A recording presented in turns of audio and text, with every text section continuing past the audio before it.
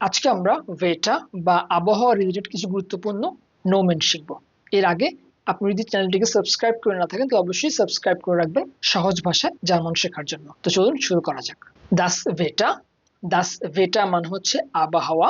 দি জোনে, দি জোনে মানে হচ্ছে সূর্য। দেয়া রেগেন, দেয়া রেগেন মানে হচ্ছে বৃষ্টি।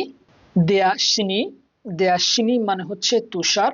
দেয়া উইন্ড, দেয়া উইন্ড মানে হচ্ছে বাতাস। দি ভোলকে, দি ভোলকে মানে হচ্ছে মেঘ। দেয়া স্টুম, দেয়া স্টুম মানে হচ্ছে ঝড়। দেয়া নেবেল, দেয়া নেবেল মানে হচ্ছে কুয়াশা। দেয়া হিটসে, দেয়া হিটসে মানে হচ্ছে গরম। দি কাল্টে, দি কাল্টে মানে হচ্ছে ঠান্ডা।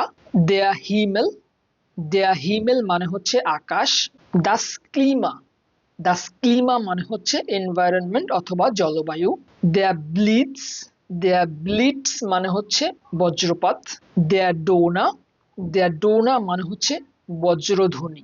দি টেম্পারাটুয়া, দি টেম্পারাটুয়া মানে হচ্ছে তাপমাত্রা। দেয়া হেপস্ট, দেয়া হেপস্ট মানে হচ্ছে শরৎ। দেয়া উইন্টার, দেয়া উইন্টার মানে হচ্ছে শীত। দেয়া ফ্রুলিং, দেয়া ফ্রুলিং মানে হচ্ছে বসন্ত।